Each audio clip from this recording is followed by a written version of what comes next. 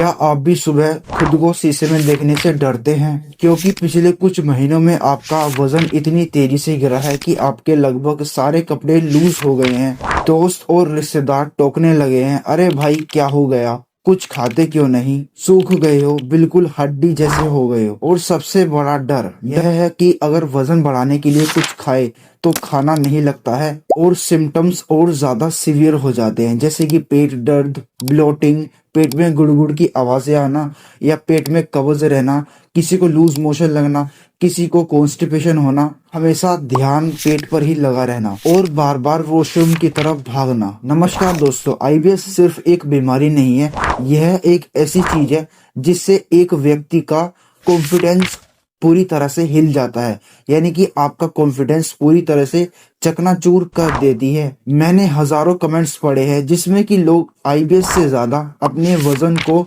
लेकर ज्यादा सीरियस दिखते हैं।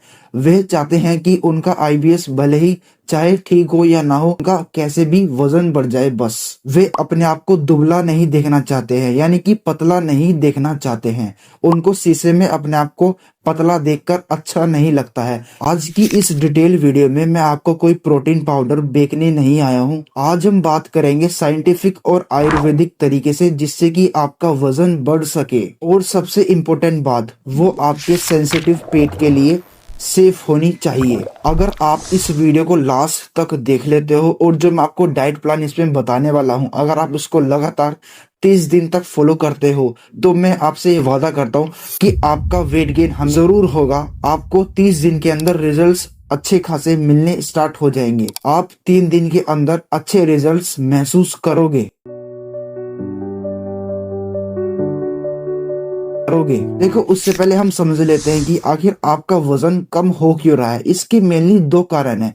पहला कारण है मेल अब्जॉर्प्शन। जब हमें आईबीएस होता है तो हमारी आंतों की परत, यानी कि जो उनकी लेयर होती है, वो कमजोर हो जाती है। आप बादाम खाओ या फिर घी खाओ, वो आपको बिना पचे ही आपके पेट से बाहर निकल जाएगा। शरीर न्यूट्रिशन को निचोड़ नहीं पा रहा है, यानी कि एब्जॉर्ब नहीं कर पा रहा है पूरी तरीके से। इसमें दूसरा मेजर कारण जो है वो है फियर ऑफ ईटिंग। जी हाँ, आपने बिल्कुल सही सुना है। आपको अगर आप डॉक्टर के पास जाते हो तो वह बोलते हैं कि आपको दूध नहीं पीना है, और अगर आप इंटरनेट पर सर्च करते हो तो वहां पे आपको बताया जाता है कि आपको व्हीट यानी कि गेहूं नहीं खाना है, और आपके आस पड़ोस के लोग या फिर आपके रिश्तेदार कहते हैं कि आपको दालें नहीं खानी है, जिसकी वजह से आप इतनी सारी चीजें क्विट यानी कि छोड़ देते हो, जिससे कि आपको एक दिन में 1000 यानी कि 1000 कैलोरीज भी आप नहीं ले पाते हो, या फिर बहुत ही मुश्किल से 100 कैलोरीज को आप क्रॉस कर पाते हो। देखो, ये बात समझने की है कि आपको शरीर को चलने के लिए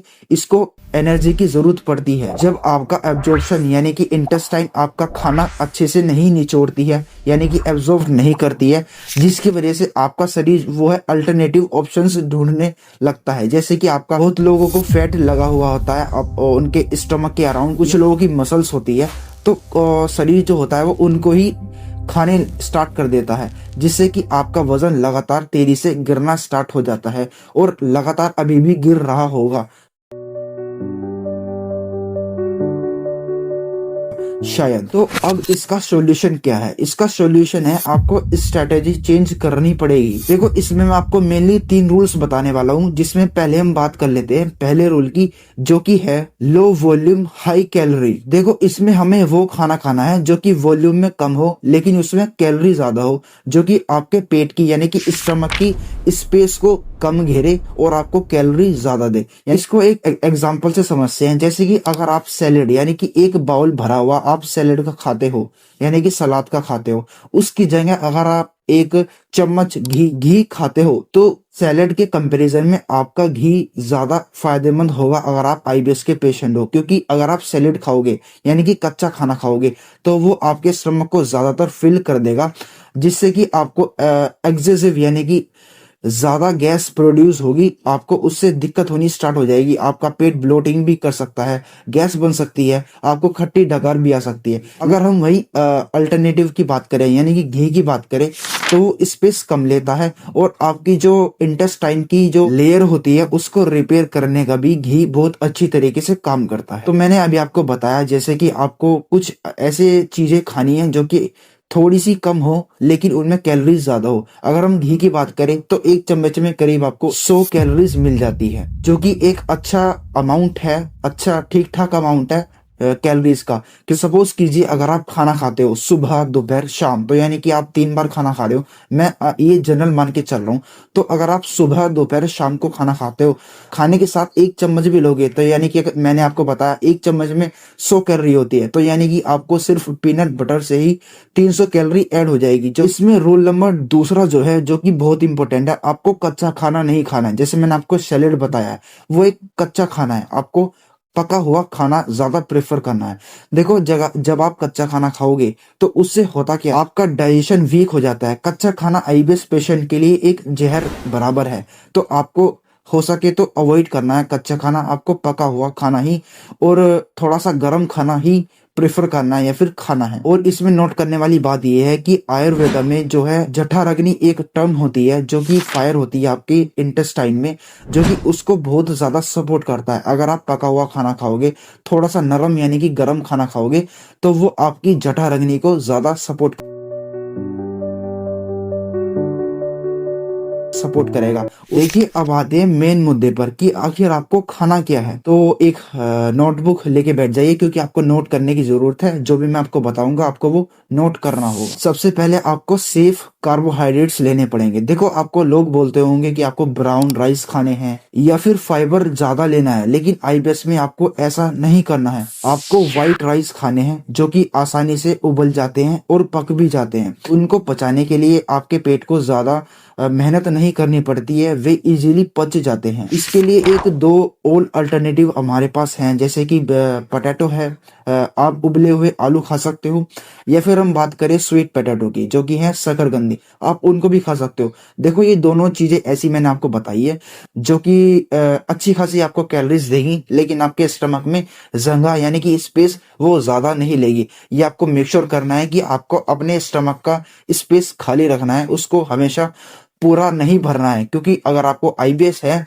तो इसका मतलब ये है कि आप नॉर्मल नहीं हो, आप और नॉर्मल लोगों की तरह नहीं खा सकते हो। आपको अपना पेट थोड़ा सा खाली छोड़ना होगा। मैंने आपको जो ये 3 चीजें बताई है, आपको उबले हुए चावल यानी कि व्हाइट राइस, स्वीट पोटैटो और पोटैटो, ये तीनों चीजें एक अच्छी कॉम्बिनेशन में आपको मिल जाएंगी, है ना। आपको सिर्फ यही खाने हैं। ये आपकी लो FODMAP डाइट को भी सपोर्ट करता है। देखो इसमें दूसरा है हेल्दी फैट्स। ड्राई स्किन और आपकी कमजोरी का इलाज है घी। अगर आपको ड्राई स्किन ज्यादा रहती है, मोस्टली पेशेंट्स में, जो आईबीएस के पेशेंट्स हैं उनमें देखा गया है कि उनको ड्राई स्किन की प्रॉब्लम ज्यादा बढ़ जाती है। यानी कि आप आर्म्स में अपने देखोगे, खासकर जो लोग जिम जाते हैं तो उनको स्पेशली हो सकता है कि उनकी स्किन ज्यादा ड्राई रहती होगी। अगर आपकी ऑयली स्किन भी है तो जैसे ही आपको आईबीएस होना स्टार्ट होगा तो आपको वहां पे आपने नोटिस किया होगा कि आपकी फेस की स्किन भी ड्राई होना ज्यादा स्टार्ट हो जाती है। आपकी पैर की, आपके हाथ की स्किन बहुत ज्यादा ड्राई होनी स्टार्ट हो जाती है। तो उसके लिए आप एक चीज ऐड कर सकते हो, जो कि है घी। घी में ब्यूट्रिक एसिड होता है, जो कि आपकी आंतों की सूजन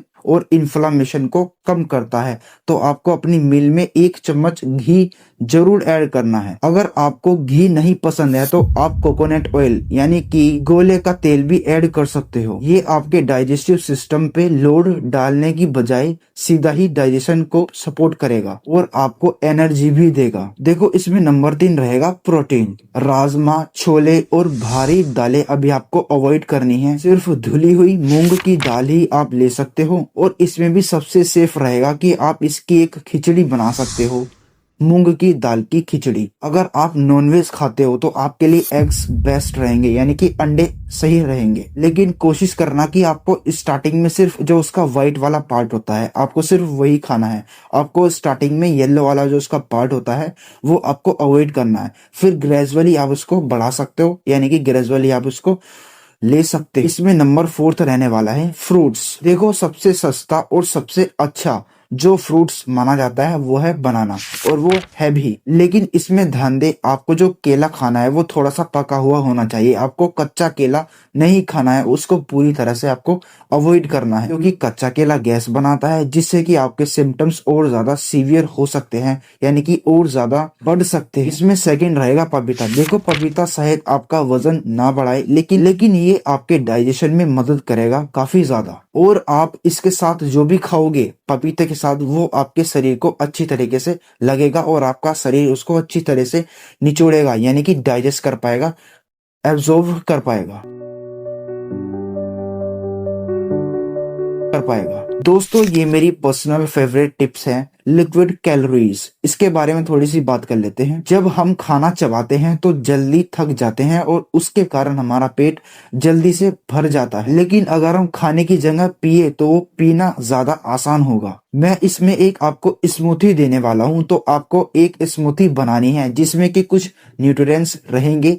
नोट करना है इसको। एक पका हुआ केला, एक चम्मच पीनट बटर अगर आपको एलर्जी नहीं है तो, लैक्टोज फ्री दूध या फिर थोड़ा सा दही। इसमें चाहो तो आप थोड़ा सा हनी भी ऐड कर सकते हो, हनी यानी कि शहद। इसे ब्लेंड करें यानी कि मिक्स करें। इसके एक गिलास में आपको 300 से 400 कैलोरीज मिल सकती हैं, जो आपका पेट भी नहीं भरेगी और आपको अच्छी खासी एनर्जी मिल जाएगी। पूरे दिन एनर्जेटिक फील कराएगी और आपको एनर्जी लॉस यानी कि थकान महसूस नहीं होगी। इसको दिन भर में स्नैक के साथ खाएं, मतलब स्नैक की तरह खाएं।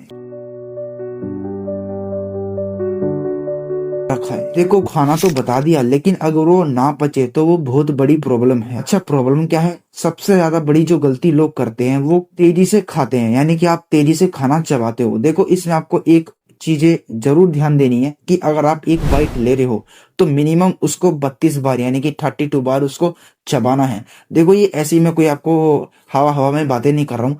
जब तक आपको ऐसा ना लगे कि आपका जो बाइट आपने लिया है वो आपके मुंह में पूरी तरह से डिसॉल्व नहीं हो गया है, आपको उसको अंदर इनटेक नहीं लेना है, उसको अंदर नहीं निकलना है। क्योंकि देखो, आपका जो डाइजेशन होता है वो आपके मुंह से ही स्टार्ट होता है। अगर आप उसको मुंह में यानी कि माउथ में ही अपने ब्रेक डाउन कर लोगे तो आपके जो डाइजेशन सिस्टम है, आपका जो डाइजेस्टिव सिस्टम है, उसमें ज्यादा लोड नहीं पड़ेगा और आपका डाइजेशन धीरे धीरे ग्रेजुअली इंक्रीज होता चला जाएगा। लगभग 50% पेशेंट्स जो होते हैं आईबीएस के, उनको यही दिक्कत होती है कि वो खाना जो है वो ज्यादा चबा के नहीं खाते हैं। इसमें नोट करने वाली बात यह है कि आपको खाना खाने के बाद लेटना नहीं है। देखो, ध्यान से सुनो मेरी बात, आपको खाना खाने के बाद लेटना बिल्कुल भी नहीं है।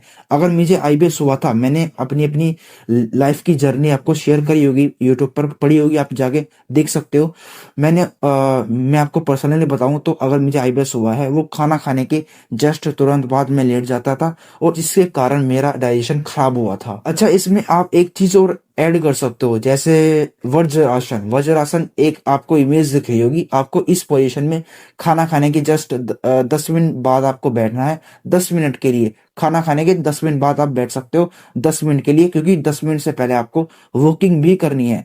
आपको खाना खाना है आपको, उसके बाद चाहो तो आप एक सौंफ यानी कि मैंने आपको इमेज दिखा रखी होगी सौंफ की, आप सौंफ भी ले सकते हो। उसके बाद आपको फिर थोड़ी देर वॉक करना है, लगभग 10 मिनट करीब। उसके बाद आपको वज्रासन में बैठ जाना है। वज्रासन जो है वो आपका डाइजेशन को फास्ट कर देता है। आपका ब्लड फ्लो जो भी होता है वो स्टमक में ज्यादा बढ़ जाता है, जिससे कि आपको डाइजेशन इंप्रूव होना स्टार्ट हो जाता है। और हाँ, सबसे इंपॉर्टेंट बात, आपको स्ट्रेस नहीं लेना है। अगर आप स्ट्रेस लेते हो तो आपको वो आईबीएस के लिए छोड़ना पड़ेगा। अगर आप चाहते हो कि आपका आईबीएस 100% क्योर हो जाए तो आपको स्ट्रेस अपना छोड़ना पड़ेगा। आप जितना स्ट्रेस लोगे यानी कि चिंता करोगे, उतना ही आपका कोलेस्ट्रॉल बढ़ेगा और डाइजेशन उतना ही खराब होता चला जाएगा। तो कोशिश करिए कि आप रिलैक्स रहो, यानी कि रिलैक्स रह पाओ। तो दोस्तों, शुरुआत कीजिए इन छोटी छोटी टिप्स से। ये छोटी छोटी टिप्स तो हैं, लेकिन ये बहुत ही अच्छी खासी टिप्स मैंने आपको बताई है। आप इनको स्टार्ट करिए, आपको धीरे धीरे इनके रिजल्ट्स मिलने स्टार्ट हो जाएंगे। पहले घी और चावल स्टार्ट करें और आलू स्टार्ट करें, उसके बाद आपको फिर स्मूथी पे आना है, जो मैंने आपको वीडियो में बताई थी। अगर आप चाहते हो कि सुबह 8 बजे से लेके शाम को 9 बजे तक आपको क्या क्या खाना है, मैं उसका एक पूरा शेड्यूल बनाऊं, तो आप मुझे कमेंट्स बॉक्स में बता सकते हो। मैं आपके लिए एक उसके चाहो तो आप मुझे कमेंट बॉक्स में लिख के बता सकते हो, मैं उसके ऊपर एक वीडियो भी ला सकता हूँ। नहीं तो एक आपको मैं एक चार्ट प्रोवाइड करा दूंगा कमेंट बॉक्स में, आप जाके एक बार चेक कर लेना। अगर आप कमेंट बॉक्स में 1000 कमेंट कर देते हो तो अगली वीडियो बहुत जल्द आ जाएगी। इसी के ऊपर आएगी कि आपको सुबह 8 बजे से शाम के 10 या 9 बजे तक क्या क्या खाना है। स्टेप बाय स्टेप हम उसमें सब कुछ जानेंगे। तो दोस्तों, चलिए बस आज के लिए इतना ही रखते हैं। वीडियो अगर अच्छी लगी हो, आपको इससे थोड़ी सी मदद मिली हो, आपको लगता है कि कि ये वीडियो थोड़ी बहुत भी आपके लिए इम्पोर्टेंट रही हो, आपको थोड़ा बहुत भी इसने ज्ञान दिया हो, तो प्लीज़ वीडियो को लाइक करना। चैनल पर नए हो, ऐसी और इन्फॉर्मेटिव वीडियोस के लिए चैनल को प्लीज़ सब्सक्राइब कर देना। एक कमेंट में ज़रूर कर देना यार, अगर आपको कुछ भी सजेशन देना है या फिर आप चाहते हो कि हम अपना कंटेंट थोड़ा सा और मॉडिफाई करें, तो सजेशन दे सकते हो। You are free. तो मिलते हैं नेक्स्ट वीडियो में, तब तक के लिए स्वस्थ रहें, stay tune, stay safe, bye bye.